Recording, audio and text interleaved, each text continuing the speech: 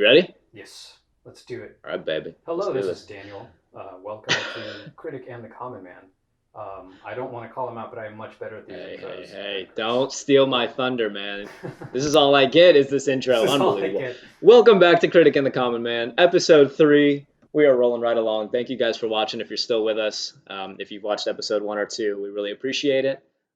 As always, we're here to review the movies that we've all been watching. Well, we're stuck at home. I guess people are still kind of stuck at home for Yeah, the most part. I'm still waiting to Um, wake up. Yeah, yeah, true. I've been up, but I'm actually back to work, which is nice. But I think, yeah, for the most part, still stuck at home. So, 3 interesting movies today. This is going to be pretty fun. So, this week we have Impractical Jokers, the movie. We have Maleficent, the Mistress of Evil. So, that'd be the second one if you haven't seen it. And then Nezha, which, if you haven't seen that, that's spelled Nezha. That is the movie Chris picked for us on Netflix. Yeah, I got some things to say about that one, man. But let's jump right into it. First movie, Impractical Jokers.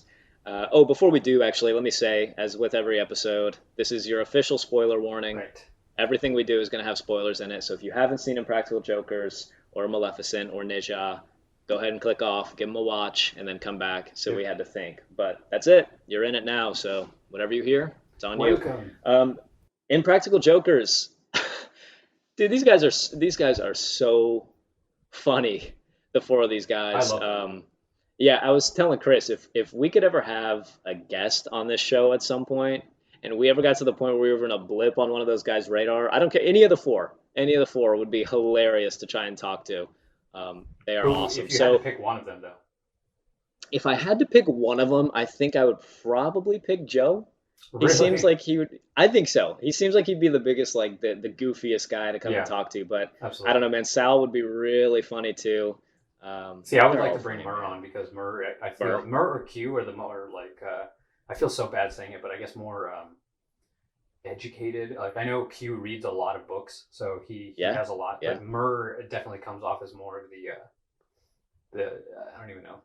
Classy is such a bad word to use, but I don't Well, know. He nobody knows what Murray does in his free time apparently. So yeah, yeah we get a little exactly glimpse into that in the movie. But yeah who knows? Maybe he jumps on people's podcasts that have like 10 subscribers. So if that's yeah the case, maybe Murr look out for just Murr like next week. Maybe look out for Murr next week.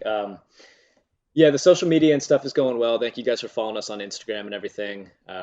We got a website coming together, and we're up pretty much anywhere you want to listen or watch your podcast right yeah now. So Spotify, iTunes. criticandthecommonman.com. That's right, criticandthecommonman.com, Critic and the Common Man on Instagram. Enough about that. Let's jump into it. First movie today is Impractical Jokers. Chris, what do you think about this one? Um, overall, so here's how I ended up watching it because I was bored, and it's oddly enough the last movie I watched before quarantine. I mean, like literally like 4 or 5 days before quarantine. Oh, so you went and saw this in theaters? I did, yeah. Me and my girlfriend were both very bored, and we have a movie theater literally a block away, and we just wanted to go out and do something, and we went to the movie theater, and we were just looking at times for movies, and because normally we'll go have dinner, and then we'll go to the movie and like have a few margaritas, and luckily this place that here actually has margaritas that you can just buy in the theater, so Nice. it's all fun. But we didn't realize that there was even a movie for the Impractical Jokers. I didn't see any like trailers for it. I had no idea. And we were just looking at the show times and we were like, whoa, this is weird. There's an Impractical Jokers movie without even reading reviews or anything because we're that big of a fan of the actual show. We just decided to watch it. Um, so it's weird because it starts off with that like the scripted like first like what is it like 10-15 minutes of just At scripted. least. Yeah, at Yeah. least. And you know, I'm a big enough fan to where I'm willing to just kind of like go with it. So I was like, okay, you know, like this is what they're doing. And I feel like it almost takes away from what they do on the day to day in their show because the idea behind them being, you know, having a loser and then somebody being punished, it kind of makes it feel real. You know, you never know what they're gonna do, and you never know if somebody's gonna end up crying or you know something like that. And I feel like the scripted aspect of the movie takes away from what they're trying to do with the show in their what's the word I'm looking for? Their Man, I don't even know. Their If like we authenticity. authenticity, thank you. Yep. And Yep. that's something that I know that they've talked about because I've seen a lot of their behind the scenes that they want the show to feel authentic. That's why they want the hidden cameras and everything. And I feel like if that's what they wanted, they shouldn't have done that for the movie. Overall, I still enjoyed the movie. You know, I went and watched it. I laughed. You know, it's got really funny parts, but the immersion is definitely broken when you're suddenly taken into these aspects where they're no longer where they're reading the script. You know, Yeah, it's a where it's little clearly bizarre. scripted. Yeah. Right, it's clearly scripted. And they're not trying to hide that. Like, No.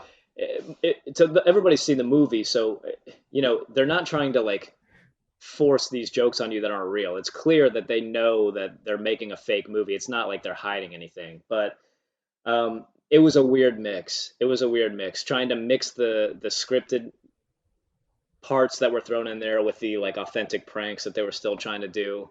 Um, I didn't love that. I didn't love that. These guys are, I don't even know how many seasons of this show we're on now, but these guys are, It's weird it's got to be, because they have 15 box sets that you can buy, so 15 seasons, but right. each of their seasons on television, I think, was broken into two box sets. So Okay. yeah, it's weird. So what one season on television is season one and season two when you buy it. I got you. So there's probably like, I don't Six or know, seven. 7 or 8. Yeah. Yeah. Somewhere around there. But yeah, this one they I think they should have probably stuck to their guns to what got them so much popularity and what Mhm. people love so much about the show in the first place, and that would have just been to kind of do the authentic pranks and step it up a notch and they do a little bit like they have was it Q? They have Q in the room with the tiger. Or no, was it Sal? It was Who was in Sal the with room the with the tiger. Yeah, tiger? he's It the was one that's spraying Sal. cats. Yeah, they got Sal in there with the live tiger. So they're definitely bumping up the pranks a little bit. And then obviously at the end, when Murr loses and he's on the plane, that was nuts. Now, That was yeah, was absolutely that nuts. real? I mean, that looked so real. Yeah, no, that was real. That was real. He actually did that. That's But that's the crazy. thing. That's the thing. Like when they mix the scripted and the non-scripted, the Yeah. authentic parts of that movie start to feel fake. They Hmm. started to feel a little scripted because you're just kind of jumping in and out. Um, it's like, yeah, let's have one of these guys on as a guest, and then we'll just rip their movie apart. But whatever. Listen, this is an authentic podcast. We're gonna say how we feel. But it was funny. It definitely. I didn't feel like that movie was as funny as a lot of their No, episodes. I agree. Like, there's a lot of the jokes they do where, like, when they got people waiting in the waiting room and they like call the crazy names and like people are like freaking out. Like, there's a lot of stuff they do in the TV show that was, I thought, a lot funnier than that Hmm. movie. Agreed. Um, but what I realized about this movie is that if they had just done the pranks, if they had just stuck to the jokes and then make them bigger and badder, this whole thing would basically just be like a family rated Jackass. Like it kind Yeah. of almost walks that line where you're watching a movie, but you may as well be watching a TV show if that's what they were doing. And so Hmm. maybe they felt like to make content that deserved to be its own movie, they had to kind of add some scriptedness in there I and feel kind of like they make it also wanted to show off a little bit of their acting and what they can do because probably they all went to improv school. You know, they all right. became masters of improv. Sal does stand up comedy, and I feel like they just wanted to show off a little bit. And not that that's bad, you know, like they deserve it, man. They worked hard for where they are. But yeah, I these agree. these guys have these guys have such a big following, man. I think they're kind of at a point too where they probably feel like they can do whatever they want. I mean, these guys probably don't even care if their movie gets good or bad ratings or not. Like Well, these they are call four it out in the movie, friends, you right? know. Yeah, even in the movie, they're like, it's gonna be a 3-star movie. It's It's gonna be a three 3-star stars. movie, right? So they know. I mean, they know, and I don't think they care. I think they're just going in to have fun. This is a Yeah, project that interested them. I mean, like we said, they're on probably at least 7 or 8 seasons of this show, so and it's I got will to be keep getting a little watching. tricky. Right. Right. Oh, dude, it's hilarious. It's hilarious. These guys, you can tell that they were great friends before the show even started, Oh yeah, obviously. Like yeah, they just have absolutely. that chemistry. These guys really get along well and they're hilarious. Um, but yeah, to me they were kind of walking that line of, oh, this is just a PG rated Jackass. Like this Hmm. is just I'm watching a movie where guys just goof around and there's like a tiny little bit of scripted parts in between, but really you're just kind of watching it for these pranks. They do drop the f Um, bomb a few times though, so yeah, they do. They do. They definitely. It was a little more adult than what you're probably used to seeing the Impractical Jokers. But if you haven't seen this one yet and you're watching this review, my advice to you would be to watch a couple episodes of the show first Yeah. because they definitely hint at some inside jokes that they create in the show. I don't know if you noticed that, but they definitely like they're the license plate on the car was like Larry, and Yeah. they're like Yeah. Yeah. I joking did at see that. Larry, Larry. They're joking at like they're making references to the show. So if you haven't seen the show, this movie would be weird, I think, because I feel you've like if you gotta. haven't seen the show, you probably wouldn't like it. Oh, definitely not, I feel definitely like the not. movie was made for fans. Oh, for sure. For sure. And dude, these guys, they like sell out auditoriums. Like they go and like they like do meet and greets. Like there is a die-hard like cult following for the Impractical Jokers. And Yeah. I get it. They're hilarious. They're They sell hilarious. out cruise ships, stand-up Yeah. shows. I Yeah, mean, that's right. That's right. yeah. Yeah, they're hilarious. They're awesome. But the movie was a little bit of a stretch. Yeah. But let's break it up because it really, this movie has two distinct parts. It has the scripted parts and the non-scripted parts. Hmm. So we'll talk about both of them. So let's talk about the scripted parts first. Obviously, this is like the story of them getting like wrecking Paula Abdul's show and then ending up in Miami. I actually don't mind that. I like the idea, but like the entire premise is that they're on a road trip and they're heading from New York to Miami for a concert. I actually really like that idea. If it was a sold out concert and they only had three tickets and one of them couldn't go, I love that. Fight for the ticket on the way down. Like that's great. What I think breaks the immersion is the fact that Paul Abdul was in this, and that they made it that scripted thing where like they could have easily done the same thing, made an entire movie the way that they did, without adding that scripted aspect. And I feel like it would have been just as funny, if not funnier, because then you're not being taken out of the movie constantly when they're adding the scripted scenes. Um, so yeah, I don't know. For me, the scripted aspect of it, not that it was bad because they're decent actors, but it does feel a little weird at times, and I don't know. I don't think that the scripted, that's not who they are. That's not what we know them for. So for them to have done that just feels like we're not watching the Impractical Jokers. Yeah, that's not really what we want to see. We want to see them do the jokes and make us Yeah, laugh. You're watching that movie to laugh, and exactly. we laughed. I'm sure. Yeah. I'm sure you did too. We laughed when we were watching it. But yeah, you're not. No offense to those guys. They're fine. You want to show off your acting chops, go ahead. Mhm. But we're there to watch you guys do the pranks. Yeah. We're there to see some new funny pranks, raise the bar. And the scripted part to me, it would have been fine right at the beginning and right at the end. I think there was a little too much of Yeah. it scattered in between.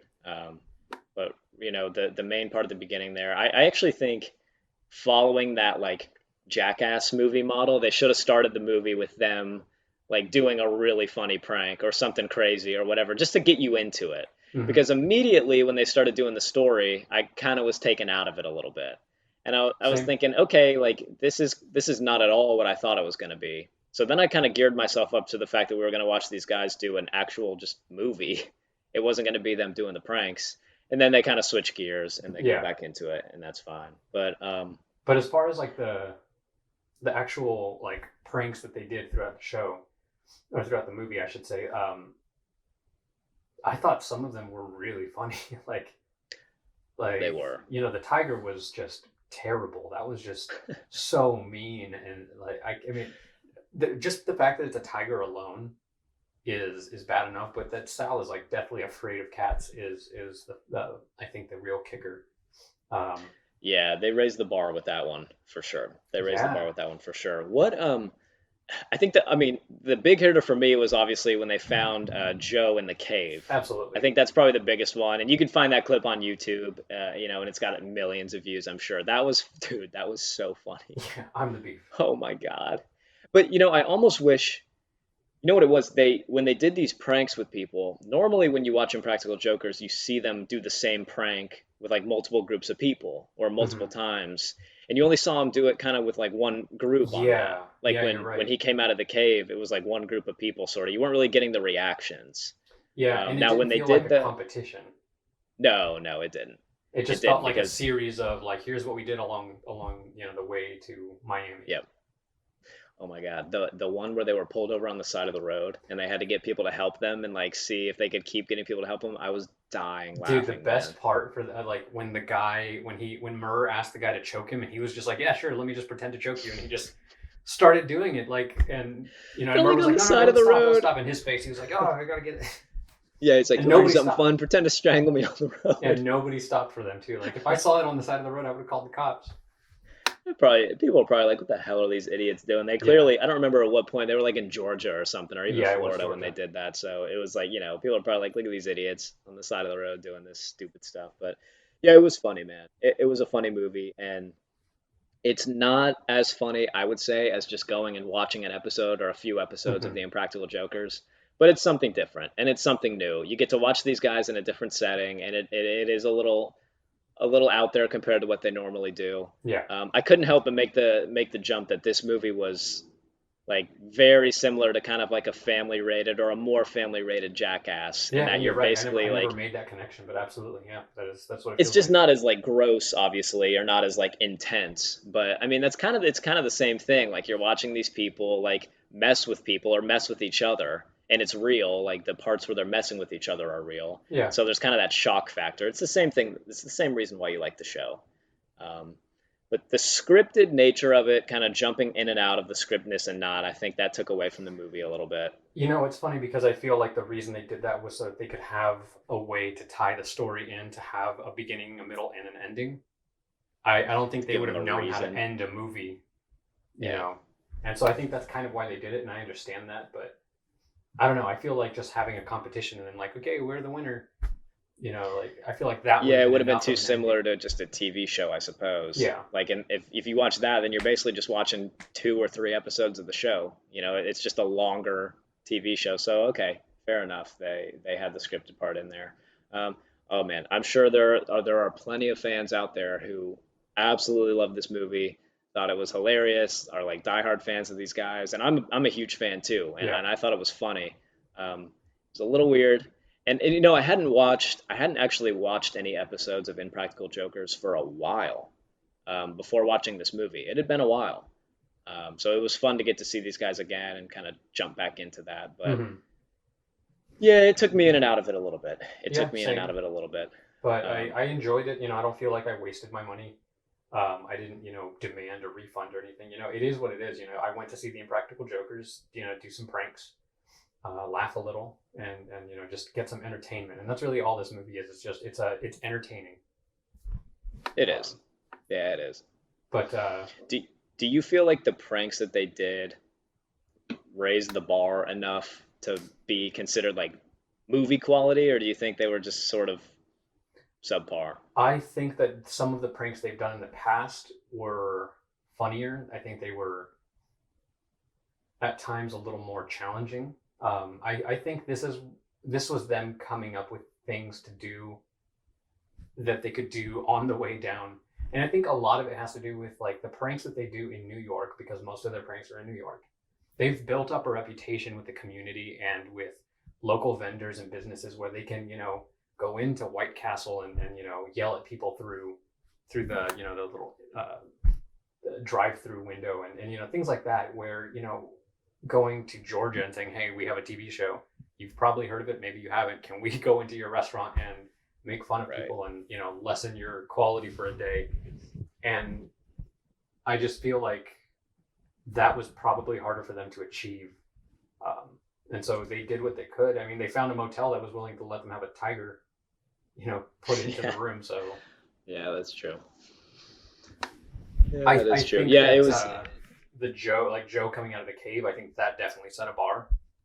that Um, did. That was hilarious. It's got to yeah, be hard for these it's got to be hard for these guys too, man, because like you said, they've built up a reputation. There's however many seasons of the show out there. Like, I wonder how many times these guys were trying to film something for this movie and somebody came up to them and they're like, "Oh my God, yeah, of you're the course. Impractical Jokers." Like, who doesn't know who these people are by now? Hmm. You know what I mean? If you don't at least kind of know who the Impractical Jokers are by now, you're kind of living under a rock. Um, yeah, it's got to be challenging to continuously up the bar with these pranks Hmm. because people know who they are. People are going to recognize them, like you said. You go to like a real touristy area, and you're going to get picked out. But they did a good job. They did a good job for what it was. I think it was just them. I think they just had fun, to be honest. I think they did it because they wanted to. I think they made a movie because They probably figured they could make a lot of money doing it. You can't blame them for that. The jokes were funny. The jokes were really funny. You go in and laugh. Some of them were less family friendly than others, but I think the movie was Yeah, rated like what, PG or something like I that. I think don't it's know. I think PG it was PG 13. 13. Yeah, Yeah, PG 13. So it's not, again, it's not Jackass. It's nothing disgusting in this movie. yeah. It's all relatively family I think the friendly and it's worst part is funny. like the strip club. Right, right. Yeah, exactly. But it's a great movie, man. It's funny. Like you said, it's for entertainment. I feel like we got out of it what they wanted us to get out of it. Yeah, and I would watch it again. If I'm ever bored and I want to watch Impractical Jokers, like sure I'll put the movie on and why not like just watch kind of turn my brain off for an hour and a half. Yeah, it's worth it. If you like the show, you're gonna like the movie. It's the same guys. I think a lot of people probably agree the scripted part was a little unnecessary, but that's what made it a movie. That's what made it different than just being an hour and a half long TV show. What did you think of seeing Jaden Smith in there? That was weird. That That was was weird. bizarre, And right? like, yeah, it was. You think he actually got that tattoo on the other leg at I the don't end? Do you think that was know. real? I don't know. I mean, he looked pretty miserable. I'll give him that. Like he looked like he did not enjoy that he Yeah. was getting a second tattoo. So maybe, He looked pretty miserable, and also I feel like when you get to that level of fame or like when you get to that level of success, who cares if you have a tattoo of yeah, On your Jaden Smith on two, your thigh? two Like, tattoos yeah, of Jaden. two of them, right? He already like, who cares? You know what I mean? That's just who you are. You kind of own it. If that's what it takes to make a big movie and get people to watch it or whatever, then go for it. Um, this movie got really bad ratings on Rotten Tomatoes. The critic score was 38%, and the audience score was 76%. And I think that 76%, if I had to guess, would come from people feeling like the scripted part of it was a little Mm-hmm. unnecessary. Put in more of them doing the pranks. But you make a good point. It was interesting. I liked the concept of it that they were doing the road trip and Mm-hmm. competing along the way. I did like that. So, what'd you think? Give your rating for Impractical Jokers, and we'll see how you compare to the Rotten Tomatoes score. Yeah, so I think the hard part with rating a movie like this is that you can't rate it based on cinematography because this is a show about hidden cameras. Right. What we've got is the story, which felt a little forced, as we talked about. The scripted is a little weird, um, and then just the entertainment factor of it all. And so, as a fan of the show, I've been watching it for years. Um, I I enjoyed it. I think that honestly, a 7 out of 10 feels pretty normal. It feels like the right, as a fan, the right number to give them. Just because it was fun, I didn't. I feel like I didn't waste my money, and I would watch it again if it was on TV or something. Or if it goes down to like $10, for the Blu-ray or whatever. Like I would watch it again. So I think a 7 out of 10. It was funny. It was entertaining. That's what it was. It wasn't terrible. Fair enough.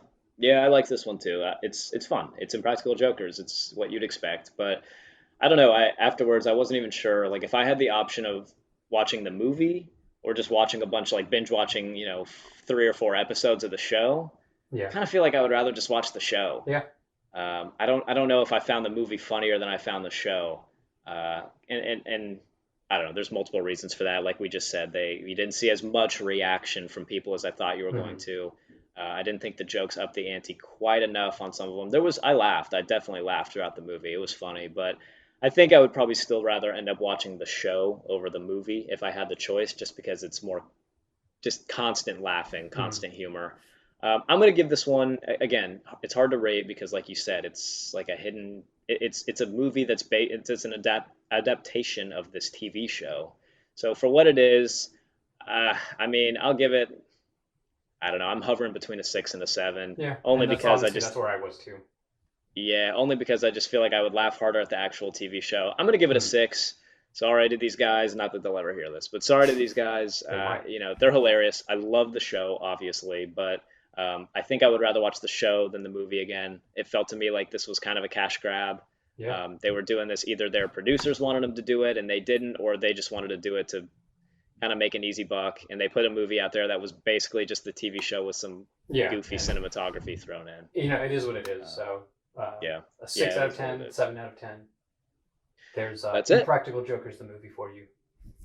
That's it. The Watch Critic it and for the yourselves, though, Common please. Like review. Yeah, oh yeah, yeah. I would recommend it. I would absolutely recommend it to people, especially if you like the show. I'd recommend it. Yeah, It's you see the and guys, it's that and funny. You're gonna that laugh. you're right. Like if you're a fan of the show, you're gonna like it. If you're not a fan of the show, or if you've never seen the show, you're probably not gonna like it. You're probably not gonna understand it. And I feel like that in itself is a terrible way to sell a movie. Like, hey, do you know who they are? Then yeah, sure, you'll like it. But like, it's Right. just if your viewer audience is people who you've already got to watch your show, that's probably not the best place to sell a movie to. But it is what it is. Yeah, but they got a big audience, man. True, They that's got a true. big audience, so I think it probably works for them, and I think they know that. But that's cool. Good for them. It was Yeah, cool. Good for them for making the movie. I hope they continue to make the show. Huge fans of the show here. It is what it is. So that was the Critic and the Common Man review of Impractical Jokers, the movie. Go watch it. Boom. Moving on, movie number two today, we have Maleficent. Ooh, the Maleficent. Mistress of Evil. This is the sequel, the second Maleficent movie. This Very movie did misleading something. title, I think. Yeah, a little bit. This movie did something to me that very few movies have been able to do for a long time, and that is I actually thought that this movie, as a sequel, Yep, was better than the yep. I original. told you. I Um, told you that it's yeah, you did. When we were talking about picking this movie, you were like, "Well, we could watch the Maleficent. Maleficent is on Disney Plus, and we wanted a good movie from Disney Plus." And I had seen the first one, mhm. didn't love the first I one, didn't either. really didn't even Yeah, like the first one to be honest. And no, so I was like, "Okay, this is a big movie. Let's see." And to my surprise, I came away liking it. I came yeah. away liking it more than I liked the first one. I So, don't. Is it the same big. director? How did you see? I didn't look I it don't up. know. Let me look it up. Let me look it up. But So the director for this one it's funny that you say was that though.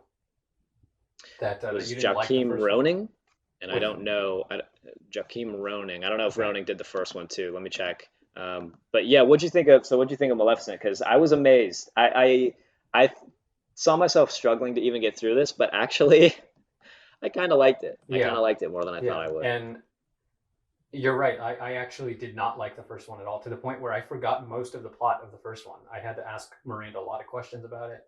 Um, Different director. Different Different director. director. See, Yeah, the first one was directed by and Robert that's Stromberg.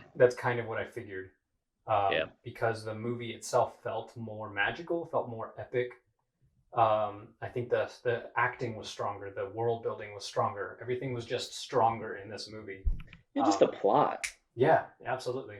The first one felt like they were trying too hard to try and equate the old, like Sleeping Beauty to this new storyline. It just felt like they were trying too hard.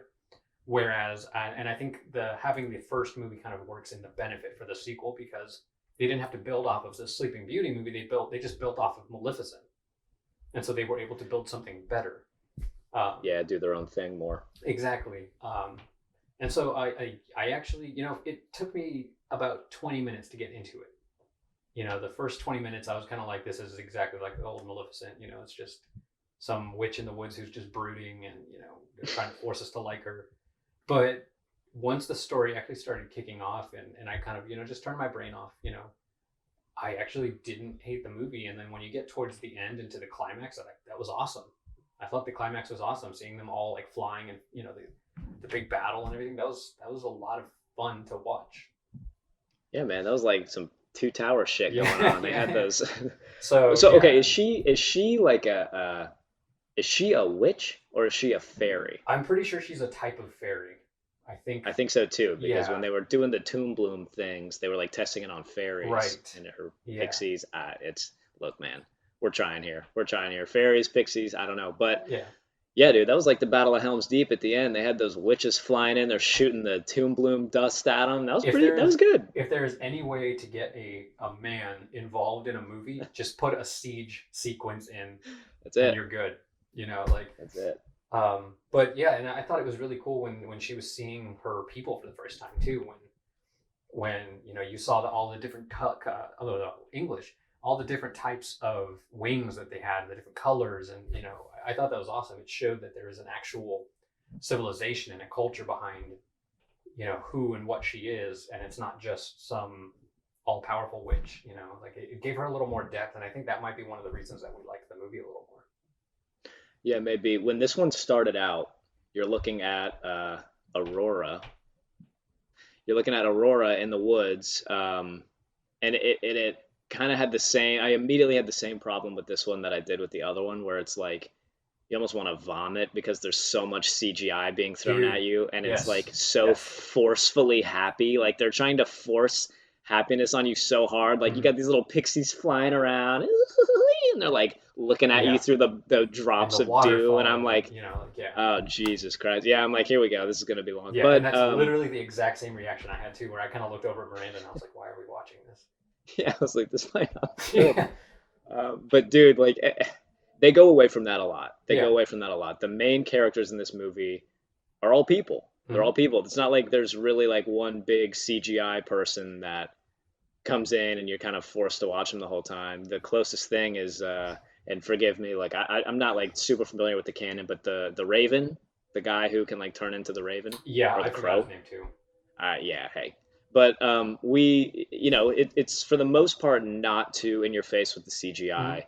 The beginning part is a little rough, but then again, they're not targeting this movie at like some super masculine audience or anything. They're Right. targeting it for the people that, not that this movie's not for men or whatever, but they're targeting this movie for people It's that really like the story and of it's a Sleeping kids Beauty, movie, and when it it comes is, down it to it. is, it is a kids movie. It's a little dark, so maybe like I don't know, preteen movie, Yeah, like angsty kid movie. That's fine, but they get away from the CGI overload a little bit, I which mean, was yeah, nice.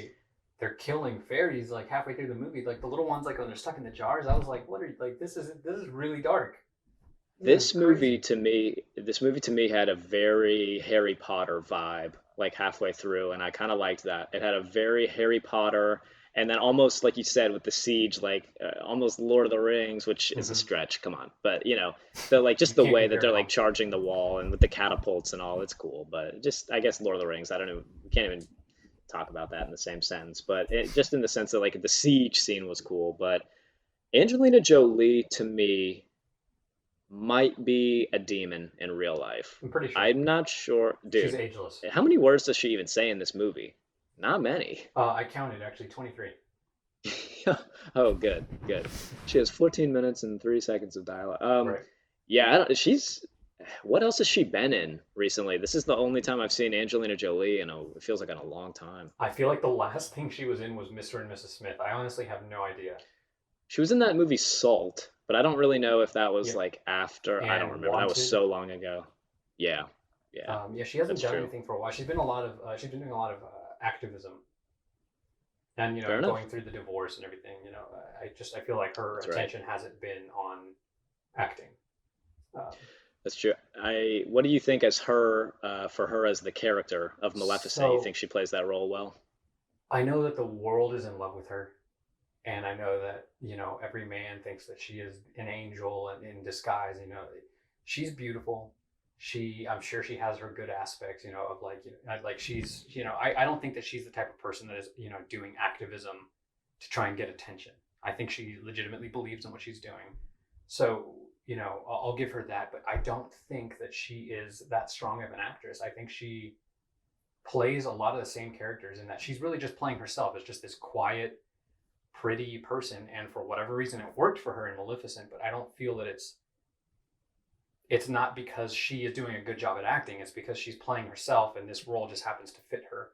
And so I guess to answer your question, I think she did a good job in it, but it's not because she's a great actress. I think that it's more of, I don't know. I feel like that sounds like terrible to say, but I've just never been a huge fan of her. Well, I she's not exactly showing a lot of range in these and movies. that's what You know I'm what I trying to mean? say. Like she's not, and again, like you said, I think they picked her or that it works for her in this because Maleficent is not supposed to have show a great deal of emotion or Right. really have much range. She's supposed to be kind of evil, but dude, like we're big Disney fans. We go Mm-hmm. to the parks a lot. We watch a lot of the content. I feel like the cartoon version of Maleficent has a little more Yeah. character than the Jolie Maleficent. Yeah. You know what I mean? And maybe that's She's because she's pretty evil. stiff. You It's know, because she's evil, and I feel like it's also because, like, dude, she's wearing like 15 pounds of makeup in these movies. She's that's got these true. giant horn things on her head. She's got like toting around something, I'm sure, to do the CGI for these wings. I don't think she can like move her face around that much during this movie without the special effects people freaking out and coming in. She was wearing like a necklace, like a bird skull necklace Yeah, that that's looked right. like Yeah. it would fall apart if you touched it wrong. So I don't think there was a lot of options for her to show a ton of range Hmm. in this movie. But like you But said, you I think know, that's just kind of who she is. it's funny because I feel like the part in the movie when I connected with her the most was when you see her in that like cocoon thing. Um, you Yeah, know, when she like like made the vines grow up around him.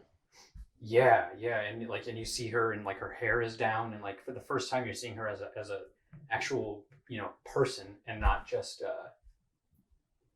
just like the Maleficent that they want you to see. We're seeing an Right. actual person with emotions, somebody who has faults, who is damaged and fragile. And I think that is the moment when I connected the most. And I think that's probably the point in the film when I actually started to like the movie was when we started seeing more of the actual history of these people and seeing her, have a family for better or for lack of a better word. And so yeah, I mean, I guess she did a good job in this, and I think that they did a good job in making a sequel that was better than the original. Um, you know, Yeah. Again, overall entertaining. The CGI is good. If you're not gonna think about it too much because it is a film that's intended for kids. Um, but if you can turn your brain off, then it's pretty easy to get sucked into it and feel immersed in the world because it I feel like the story kind of picks up pretty quickly. The pacing is done well, and I think that has a lot to do with the directing. Yeah, I liked where they went with the actual story on this one. It was more interesting. It was a little darker. Like I said, I got some serious Harry Potter vibes when Mm-hmm. the little pixie guy was like making the weapons in the Yeah. the cellar, and it was kind of dark. And just the overall story for this one was interesting. Angelina Jolie is definitely stiff, Mm-hmm. and I don't know if that's a result of the crazy outfits that they have her wearing, but I don't think she bends more than like 10 degrees in any direction throughout Yeah. this whole movie. She's basically either standing up straight and just scowling at you, or she's flying, in which case she's just like attached to some ropes, probably in some studio, and is also straight. So, Angelina Jolie, you heard it here first. She does not have a waist. Hip bones have been taken away and sold That's for the charity. real So, conspiracy. breaking news: Angelina Jolie has no hips. But I liked the movie, and amazingly enough, I liked it more than the first one, Yeah. which okay is not super hard to do because I did not like the first one. But for me to come into this movie as a sequel and like it better, I thought that was pretty impressive. Mm-hmm. So props to the director and props to the actors. I liked it. I thought And Aurora and Philip the were convincing. also the makeup for the other guy at I can't remember what they're called, the actual like fairy that they are. Um, Yeah, yeah, they did look cool. You're right. They but like did the look guy cool. with like the hair and the really cool eyes, like I'll put a The picture of guy him who had right like the here. cracked face. This is a picture of him, and this is who I'm talking about. They actually asked me if they could transpose a lot of those people's heads onto my body. Yeah, that's true. The more muscular ones, they Mm-hmm. needed somebody who looked the part. And I told them they could do it, but we're going to have to review the movie on the podcast. Right, and So, actually, all of small. the money that he made actually funded all of this. It's all funded thanks to Yeah, Daniel's body, exactly. So, Critic and the Common Man is brought to you by Maleficent. Angelina Jolie's hips that were sold at auction. But yeah, I like this one. I thought this was a good movie. The story was a lot better than the first one. If you've seen the first one and maybe you're on the edge of watching this one, or your kids want to watch it, or whoever, you're a Disney fan but you didn't love it, give it a shot, because if you can get past the first 2 minutes of all the like fairies and little toad Yes, things screaming at you, so then many you're pretty fairies. much good. You're pretty much good for the rest of the movie. But I liked it. Yeah, Better story, better acting. Like you said, they were able to pull away from the canon a little bit and make it their own. So good for them. Rotten Tomatoes actually pretty friendly to this one. The audience was, the critics were not. So this one received a 40% critic score, which I think is a little harsh, it is. I think so and too. a 95% audience score. So that's phenomenal. Again, it's Rotten Tomatoes. True. So we'll give you the authentic review here. So Chris, what do you think of this one? Maleficent, the Mistress of So Evil. now that we've confirmed that it was a different director, it makes sense. I think the cinematography was really strong in this. Whoever was the director of photography for this movie really elevated it. Again, the scene when she's in the cocoon was just really beautiful. Um, it's, I mean, yeah, just everything about this movie just kind of took a step up. Um, the writing I felt was a little stronger. You kind of liked the characters a little more. You liked her a lot more.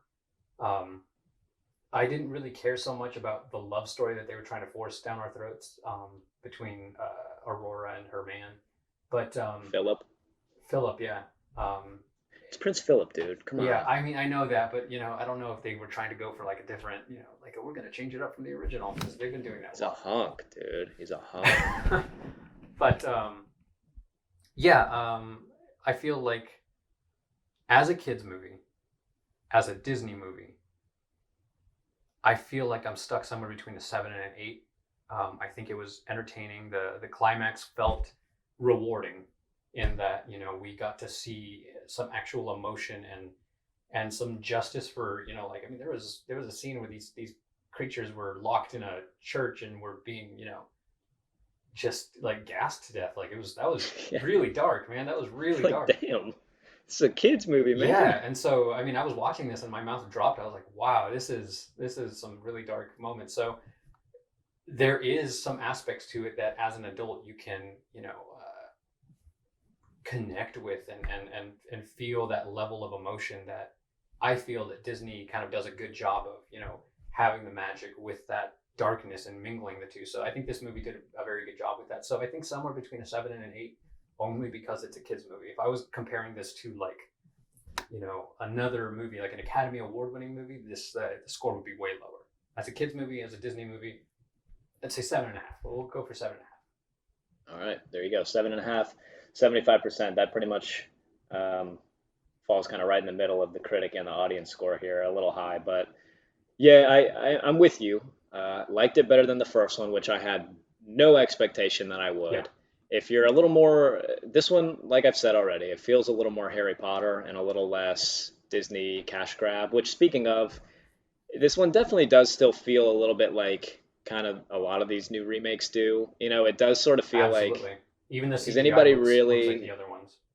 right? Is anybody really asking for a Maleficent sequel? Probably not. Are they going to make another one? Probably. And that one, Angelina Jolie won't move her arms. It'll be She won't it'll even be have an event, arms. but she won't even have them. They'll just CGI them in. They're gonna I pay for the guess next camera setup for us. yeah, that's how they're going to fund it after the coronavirus. That's how Disney's funding their movies from now on. Angelina Jolie is giving away joints. But yeah, Jesus, I like this one more than the first one, which I did not think I was going to. So props to the new director. The acting was strong, and it feels a little darker, a lot more Harry Potter, and a lot less just kind of cheesy Disney, I guess. So good for them. As a kids movie, I'd give it a 7. Even as a kids movie, I don't think it was phenomenal, but Yeah, it was better. And just kind of in every other way, just as somebody who's watching this movie, I'd probably give it a 6.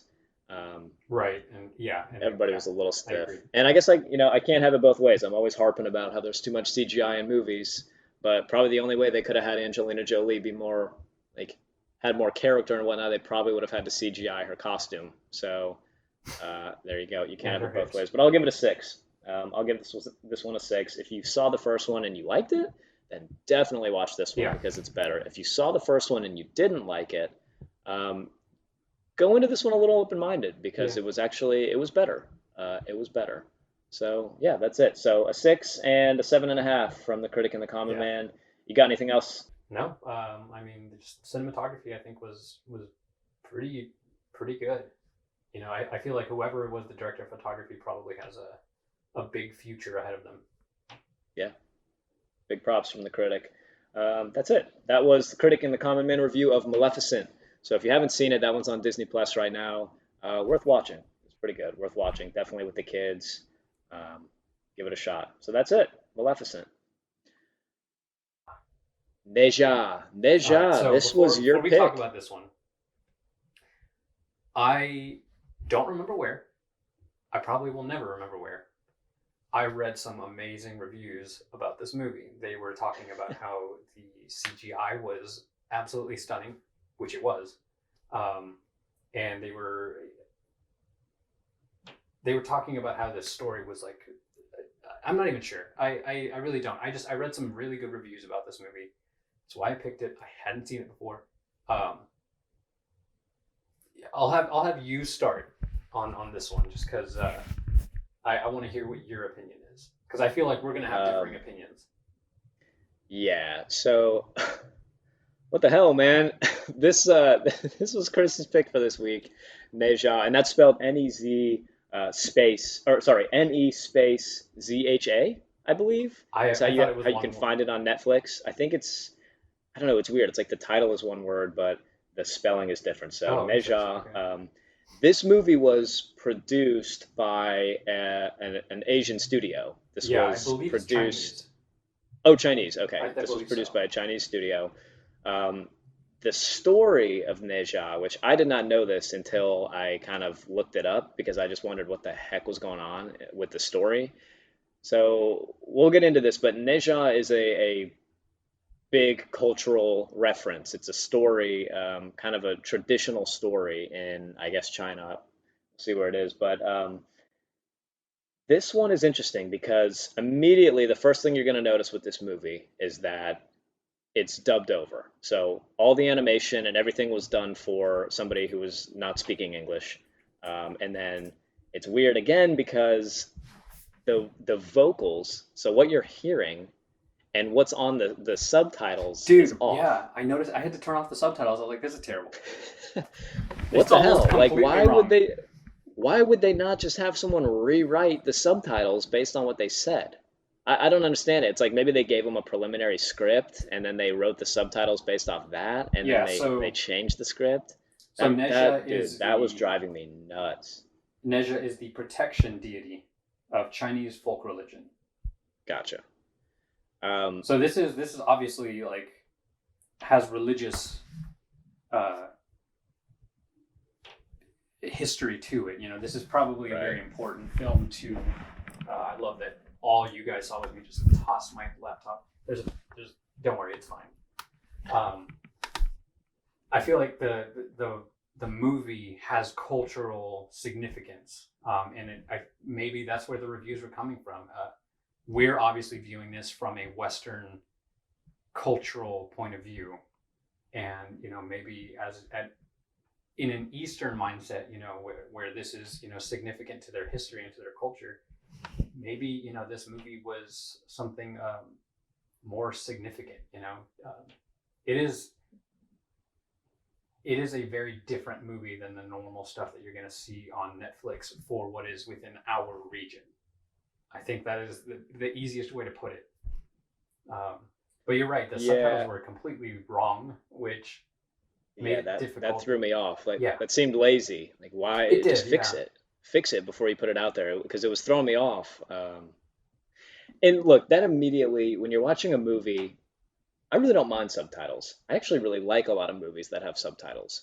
But when you're watching a movie that is either done in another language and then dubbed into English, or you're hearing them speak in another language that you are not fluent in, and you're just reading the subtitles, you automatically, I think it takes something away from the movie because you're not getting what the director was going for when they Mhm. picked the roles for those characters. Yeah, Like the it's true. voices for the characters when you're watching this movie are not the voices that were picked. So Right.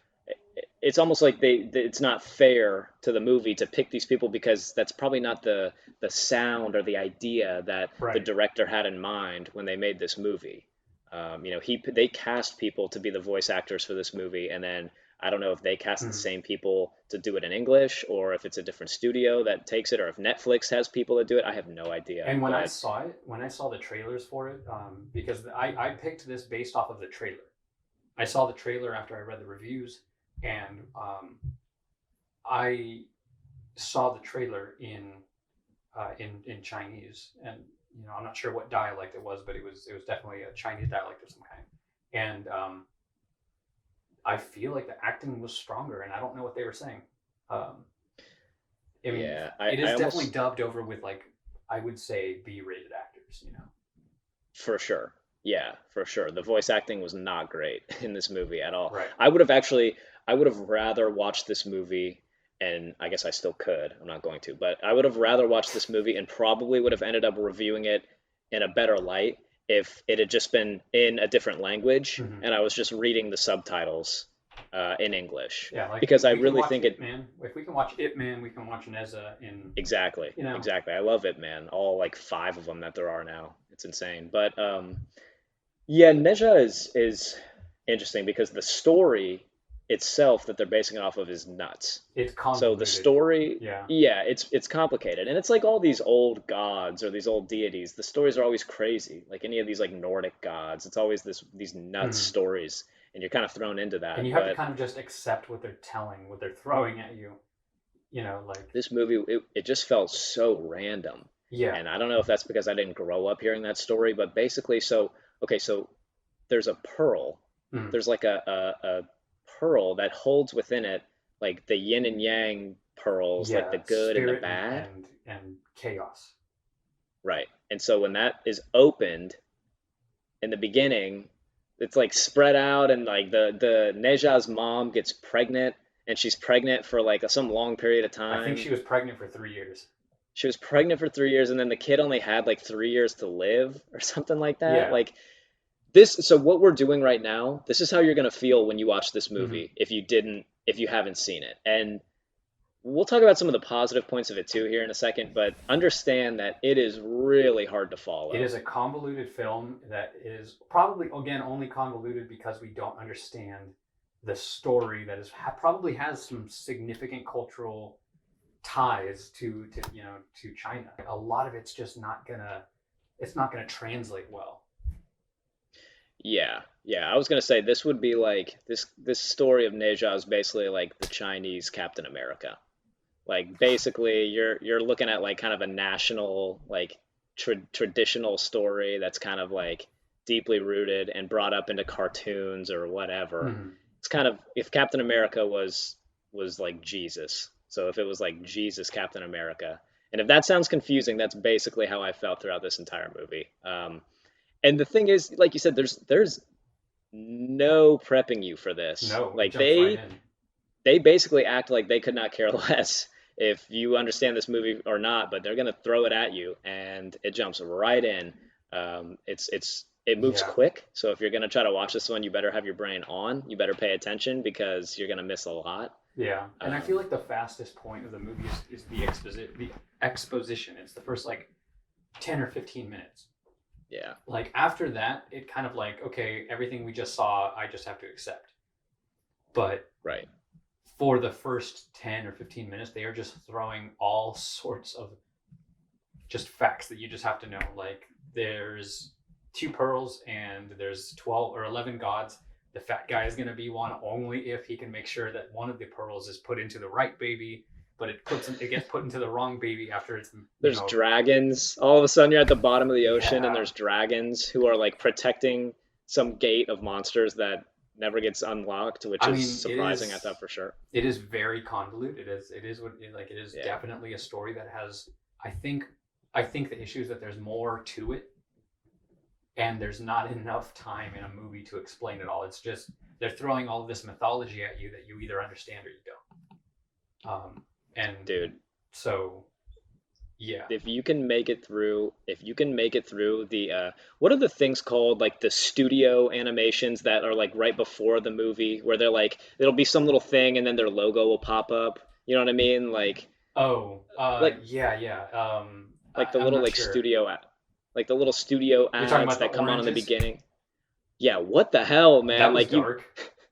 dude, that He just was electrocuted it. the entire audience for not They liking just their music. we just so basically you're gonna sit down to watch this movie. You're gonna see a mass murder Yep. of about 50 oranges that are alive, and then the movie's just gonna start. And you don't even have Yep. time to catch up from that. And then you're watching some dude flying on a pig that sounds very questionable as it's flying around. Yep.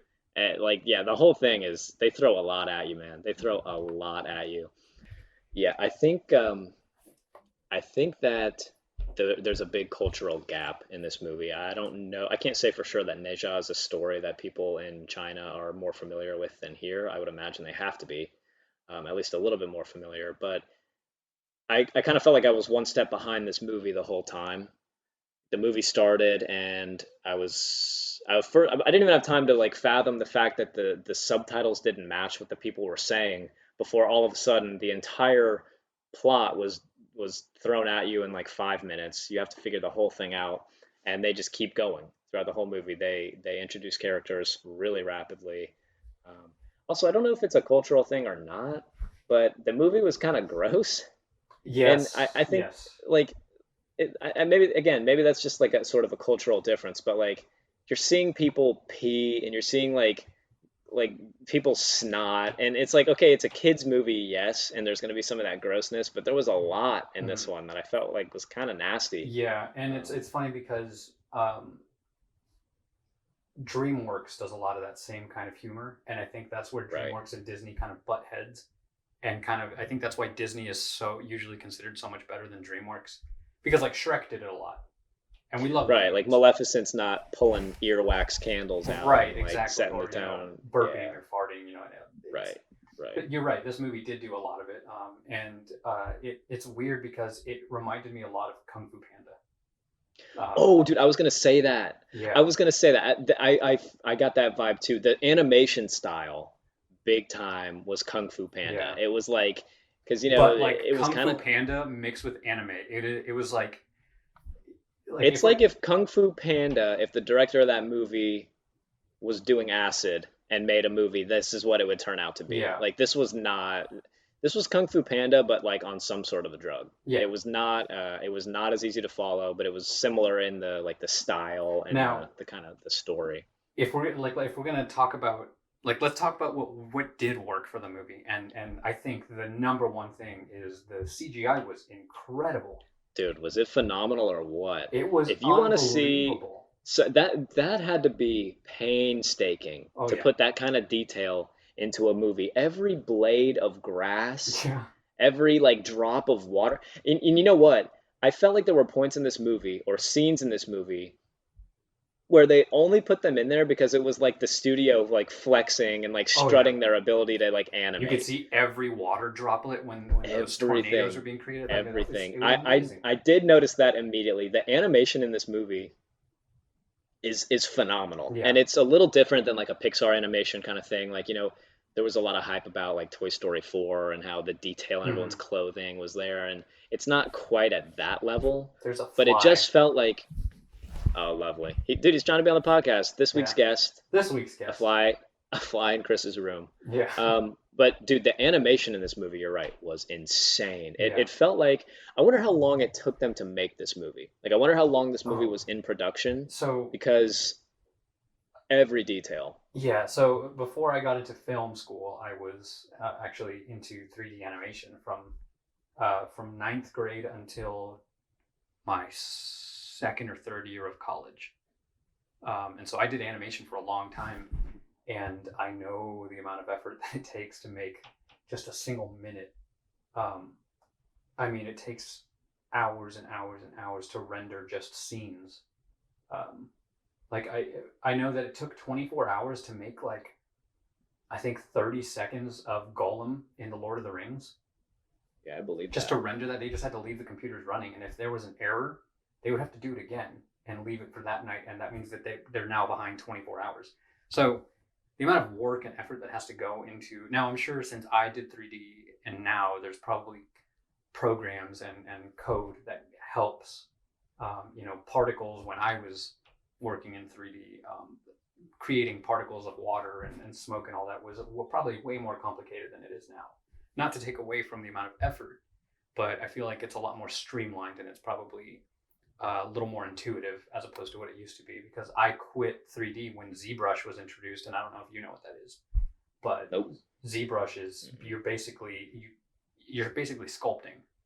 You there's a bunch of tools and you can pull clay, and you're literally working with three-dimensional clay, and you can add bumps, and it's just I had to work with like the basic cube, and I had to build off of that, whereas now you can create some incredible organic shapes with like much less effort. But anyways, all that is to say that the 3D really blew me away because I'm seeing it from It a was point of view phenomenal. where I know the amount of effort that it took. So to the CGI artist who did Nezha, wow, like my like Yeah, hats off to you because this is a huge testament to the studio and I guess to Chinese filmmaking their animation credit or their animation ability because that movie and if you're listen if you're on the edge about even considering watching this if you're an anime fan or if you're and it's not an anime It's but not. if you're an anime fan or if you're into like kind of kung fu type movies, it's interesting.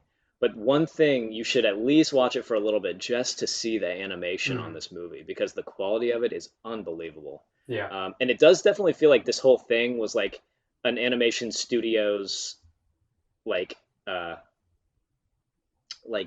presentation at the end of a course or something. Like they definitely put scenes in there where it's not doing anything for the story. It's sort of just Yeah. like, okay, this is beautiful, like this is phenomenal, but like what are we doing? And some of the stuff drags on a Like little with the long. painting scene, like that. The painting scene Yeah. and some of the fighting too. The Yeah. fighting was, dude, the fighting was pretty awesome. Yeah. I was actually about to ask you that, like, because like the CGI aside, the and the story, like again, I think from a Western civilization point of view, it's going to be hard for us to appreciate the story, but the battle scenes were they were epic. Dude, they Like they were were really really epic. cool to watch. Like if Hell you yeah. only watched the battle scenes, and when I was in 3D, they would throw up on the screen all the time. Like, look at this scene that this movie did over in Thailand, and we would analyze the scene and like have to appreciate what was being put on screen. I think this is one of those things where if I was a teacher, showing my class work in a 3D animation class, I would absolutely throw one of the fight scenes up on the big screen because it was incredible. It almost felt like you were watching a video game or Yeah, something. Like it was, and they last a long time. That's something that they don't shy away from the combat in this no, movie at all. Like it this is a almost pretty felt like it went action-packed on movie. for a little too long for me. Yeah, have you ever seen the movie The Raid, Raid Redemption? Yes, yes, I have. I've seen that. Yeah, It's it's kind of like that where the fight scenes start to stress you out because they're yeah, so long. Like you're yeah. just hoping Because he's it'll just end. fighting Like his you're way to the top of the building. You're like, yes, okay, come yes, on, and you're like, just zip please, yeah, line. you're like, please, just one of you just lose or win or something. But the fight scenes in this movie were pretty intense. Yes. It's for a younger audience than us, I'm sure. And it took me, I didn't watch it all at once, so I sat down and started watching it. Kind of got away from it, came back, finished it off. But if you're gonna watch this movie for nothing else, give it a shot just so you can see the animation and just so you know that there's real competitors out there as far as Oh giving yeah. Pixar, and DreamWorks, these big animation studios, giving them a run for their money Yeah. because they're coming up. If they could just get their story right and get the character development a little bit better, that would have been a phenomenal Yeah. movie. And But there are some touching moments in the film. There are some moments where there's emotion and they make you feel for the characters. But then there are moments that take you out of the story, like some of the gross out moments and stuff like that. yeah, and It's dude, just it's kind of just like, such a okay, mistake. It's yeah. just so lazy to do what they did with the voice acting and with Hmm. the subtitles. Like you're gonna spend all of that painstaking effort to create this movie, to do the animation, to get it out there, get it finished, and you can't spend a little bit more time getting the subtitles right? Hmm. Like, dude, you and I, in the length of this podcast, somebody probably could have gone through and written the words that they actually said throughout that movie. Yeah. It's like, come on, Or how do you corrected mess it. Yeah. something like that up? But maybe they, this probably, not probably, I mean, it's not even in English. This movie is not for an American audience. No. It's for an Asian audience, and it's got an Asian traditional, like a Chinese traditional story, traditional Chinese story, and then they put it over here on Netflix, so we can watch it. But dude, the reviews on this thing, I mean, again, this thing killed it. Critic score got an 88%, and audience score got a 98% Yeah. on Rotten Tomatoes. So again, take everything on Rotten Tomatoes with a grain of salt, but this movie did itself a disservice in, I say that all the time, but it did itself a huge disservice in not either just leaving the voice actors out of it or spending a little more money or taking a little longer to pick better actors and actresses to do the voice acting for this I agree with you because there. the voice acting Yeah. really took me out of it and the mismatched subtitles was just lazy to me. That's Hmm. just lazy. It just fix that. Somebody's got to Now, fix that. And I'm not sure that the subtitles is controlled by the movie. I feel like there's entire companies that are dedicated to just doing this. Like I think Netflix pays a company to do the subtitles for their films, and so I don't think that's necessarily. I could be wrong, um, because All I like know is at if the I end of a was, movie, it'll say closed captioning provided by. that's true. So All I I don't know know is if that's the movie or not. if I was that studio that put in that much effort to make a movie like that and animate it as well as they did, and then the entire Western market sees it with mismatched subtitles and kind of poor voice acting, I'd be Oh pissed. yeah, And I probably would do something to fix that. So maybe that's kind of the it's not Pixar. Sorry, man. And no offense to that studio. Obviously, it was phenomenally done, but it's not Pixar, man. There was a little bit of something lacking there. But yeah, and if that's that's what's coming out of if that's what's coming out of these Chinese animation studios, they've got some real yeah. talent, and some And so serious potential. you're right that it's not Pixar, but that's not a blow at the artists. That is something that is lacking on the directing and the storytelling side, not in Right. the talent of the animation studio, because the animation studio did incredible. Um, I have the nothing character bad to say design was about the awesome too. animation of this movie. Yeah. Yeah. Like I really liked both of the characters. Like I love Kingdom Hearts, and that other guy I can't pronounce his name, so I don't even want to like The do dragon guy. disservice. Yeah, um, he totally reminded me of Riku, and like his like white hair, Yeah. just blonde, or like brooding. And but like when Nezha turns into his like his ultimate form, he looked badass. Yeah, Like when he goes like Super Saiyan. yeah, basically, yeah. And then like all of his hands come out, and like that battle sequence really was, I feel like, what the rest of the movie should have felt like. I did think that the world inside the painting was amazingly done. It was beautiful, so much detail. Um, yeah, I think it really just comes down to the storytelling was just not quite there. The moments where they kind of gross out the audience, and maybe it is a cultural thing because they might say that our movies are too violent. Like it could just be West versus the East kind of thing. But there are moments that kind of take you out of the story. There's also moments where like at the end when he's basically about to die, and he finds out that his dad sacrificed himself for his son, even though his son's a demon. And he finds out that he's got the scroll in his pocket, and he rips it up, and you're like, oh man. And he's just and he tells him like, it's my birthday, no crying. And he's crying while he's saying that. Like that's an emotional moment that I couldn't help It but is. connect with the character. And when he's trying to save the village, and he's playing with the kid and the new superhero guy, and he tells him like, you're my only friend. And like there's like, we can all relate to that feeling of being alone at one point or another. And that's really what the movie's theme is one person who's alone, who is not accepted by his peers, and that's all he wants. He just wants to be accepted. And so there is an aspect of the story there that we can relate to, but because the actual storyline itself is so convoluted, it's hard for us to wrap our minds around it. Um, If I was to recommend somebody watch this movie, honestly, what would have helped me, just if you want to watch it, I would say it's worth watching if you kind of like the Asian style or Asian traditional stories, traditional Chinese stuff that sounds interesting to you. But just do yourself a favor and look up, not necessarily of the movie, but look up at least like a summary of the story of mhm. Neja before you watch this movie, because it'll help a lot. Yeah, Like, I agree. just get like the cliff notes basically of Neja before you watch this movie, because they're not going to give you time to catch up. Hmm. They're not going to give you any time to catch up and figure it out. They're going to throw you right into this. And it's as impressive as it is with the animation, and it is very impressive. The story is deep and it's confusing, and there's a Hmm. lot of characters that you're going to kind of just be introduced to in this movie that you're not getting backstory for. Hmm.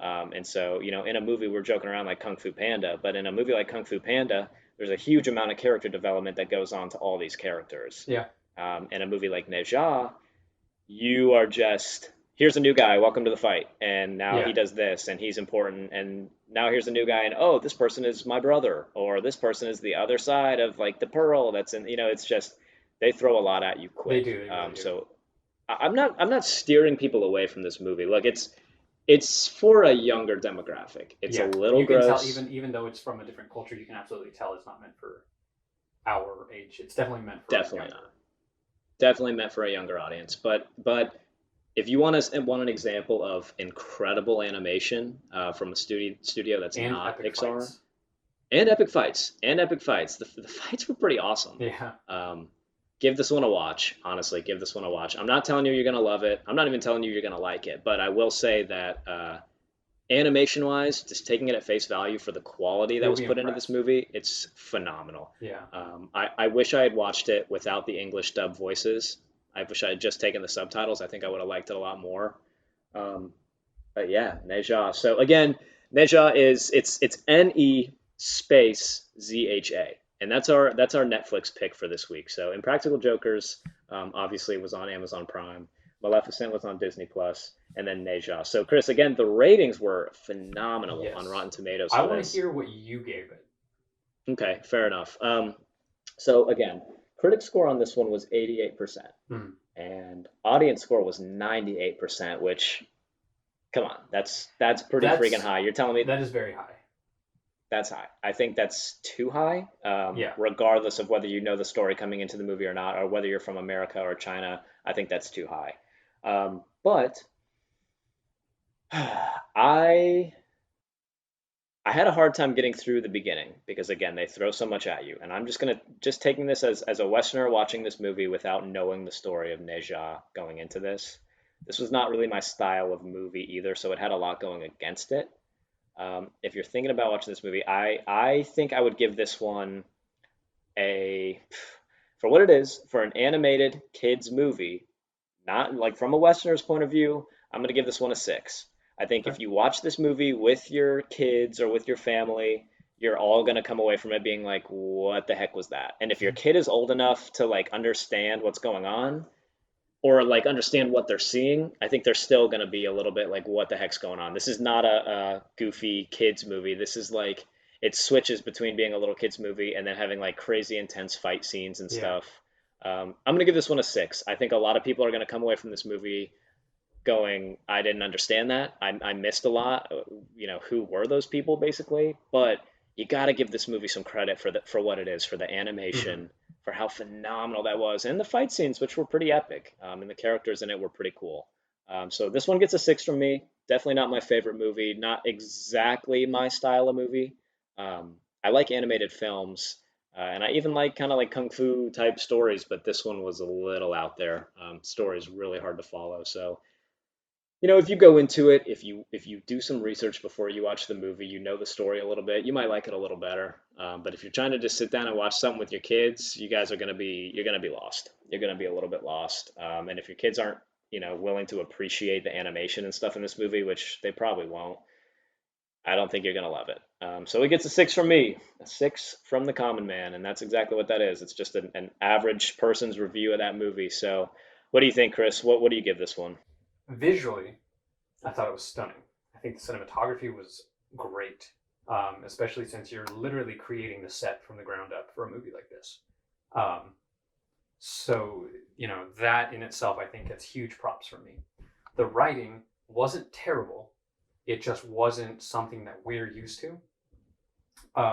And I think there's a couple things that I need to say about that because one, I believe that the writing that we heard in the English dubbed version is not the same, or at least it doesn't have the same connotation or the same meaning behind it as what the original dialogue would have had. And so I think that a lot of the dialogue got changed in order to fit an audience, like a Western audience for Netflix.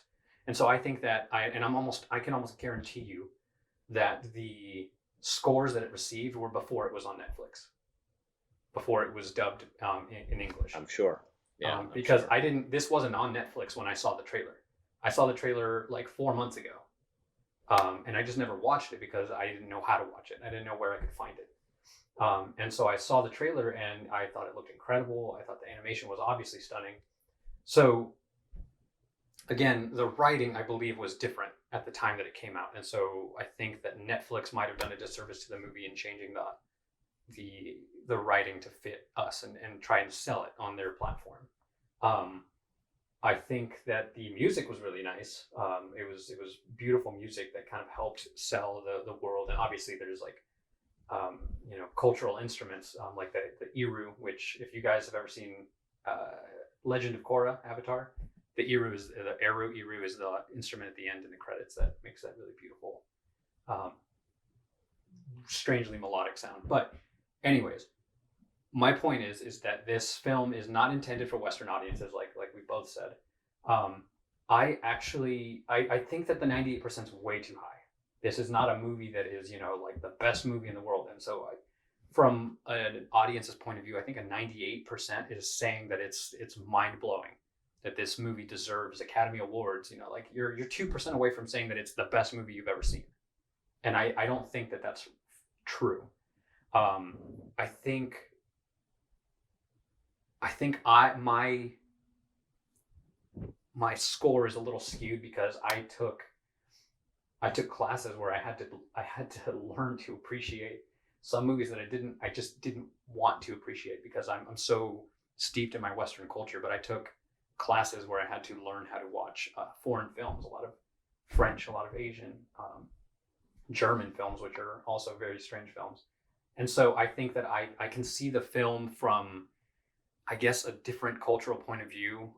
And so for me, I think 88 is still a little too high as far as like critics, but I'm going to give it an 8 out of 10. I think the movie was strong. I think that it's one of those movies that you probably want to watch more than once. But if you can't get through the first 15 minutes without, questioning whether or not you should be watching this, it's probably not a movie you're going to like. But I think if you can get past that and you can try to see the movie from an analytical point of view, which is probably not something that people want to do, I think you'll appreciate the movie more, especially if, like Danny said, you can kind of do a little research beforehand.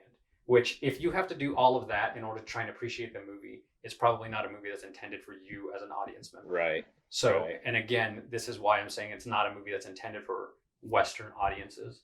But for those of you who watch anime religiously, if Attack on Titan and Full Metal Alchemist and shows like Dragon Ball Z are your thing, this might actually be a film that kind of fits in your boat, and I think that's where a lot of the audience score comes from, is people who probably grew up on Dragon Ball Z and stories like that, where the fighting, Yeah, you and, make and a the strange, because you I make mean, a like, dude, Dragon Ball Z, like Majin Buu he's made of bubblegum. right. But we as an audience, we're like, yeah, sure, like, it's this a Saiyan who turns into an ape, like, he's gonna save the world, and travel to other dimensions, and we just accept it. I think it's one of those things that, Yeah. because it's not an anime, we try to see it differently. But I think that this movie is kind of taking that Japanese and Chinese style of art and trying to enhance it. So I'm going to give it an 8 out of 10. I think it's a strong movie that I think needs a little appreciation before you watch it.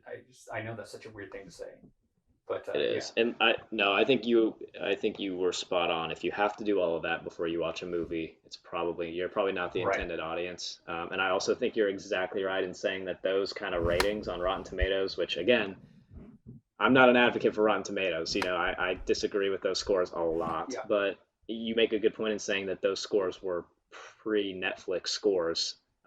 Those were, those are Chinese audiences that are mm-hmm. rating this movie. And if you think of, I'd imagine, this is something we're kind of spoiled with in the Western world, is that Hollywood and all the phenomenal movies that come from Hollywood are in English by actors that are speaking English as the primary language. So we get to see the true, as director Mm-hmm. intended products of these movies. And I think we take that for granted because there's Yeah, not a Hollywood in every country. And so for Asian audiences, it was probably really refreshing to see something animated that well mm-hmm. coming out of an Asian studio, a Chinese studio, I'd imagine, where clearly they put in a lot of work to do this, and it turned out, animation-wise, it was phenomenal. And they probably heard it as the directors intended it to be heard. They weren't relying on subtitles that didn't match up with what they were saying, which is going to throw you off the whole movie. Um, so I can see where high scores would come from, but you're right. A 98%, that's basically saying, like you said, this is 2% away from saying there is nothing about this movie that could be Yeah. better. I mean, come on, this is not that movie. No, absolutely not. I This is think not that there's that movie. definitely some weaknesses to it. Yeah, And I'm saying that there's weaknesses to it regardless of the fact that it's intended for a different type of audience. Like there's weaknesses to it just from a filmmaking point of view. yep, Um, Yep. Fair foreigner. enough. But That's it. you're right. It'd be like watching a movie like Inglorious Bastards, which is already a very strange, convoluted movie. But it'd be like watching it and then hiring other actors who are not as good to speak over the voices. Like it's just going to lessen the quality of the movie. And I think that's really what happened here. Right. It probably would have made Brad Pitt's character better, but everybody else it would have made much, much worse. But we'll Right. save that for another podcast. So that's it. Episode 3, Critic and the Common Man. I can't believe we're already on 3 episodes of I know. this. We're having a lot of fun doing it. If you made it this far in the video, please give us a thumbs up or put a comment down below. We really appreciate you guys watching this. We got a couple people who are watching the videos now. There's plenty of content out Thanks, there. Mom. Yeah, thanks, Mom. We got a lot of stuff to review, but if you want us to review something, if you've got an idea, drop it in the comments. And Please. if you're the first one, whoever the first person to comment a decent movie in the comments is, we will review it. So Yeah. it's yours for the taking. But if you happen to be watching this and you made it this far, all the way to the end, throw a comment, show us what you want us to review, or tell us what you want us to review in the next one, and we'll do it. But we're gonna keep doing it. We're having a lot of Yeah. fun here. Yeah. Again, you can find us anywhere you watch or listen to your podcast. So Spotify, YouTube, Apple Podcasts, we're all there. Yeah. So give it a shot. Find us on Instagram to stay in the link with all our posts. But that's it. That was Impractical Jokers, Maleficent, and Nezha. So 3 good movies. Maleficent surprised me. Impractical Jokers is kind of what you expect, and Nezha was interesting. Yes. You can find Nezha on Netflix, Impractical Jokers on Amazon Prime, and Maleficent on Disney Plus. Hmm. So that's it, man. We'll be back in the theaters watching new movies at some point here. Yeah. Yeah. Hopefully sooner Absolutely. than later. Hopefully sooner than later. But that's it. You got anything else, Chris, for episode 3? No, thank you guys for watching. Mom, I love you. And yeah, I mean, let's keep it going. Let's keep. I like the interesting movies, whether they're good or not. Like it's fun to talk about movies that are not good just as much as it is. Agreed. You learn a lot. Trying to analyze why a movie didn't work, and why a great movie did work. And so let's all learn together. Let's get the brains going. So That's it. Cool. Critic in the Common Man, episode 3. We're out of here. peace. See ya.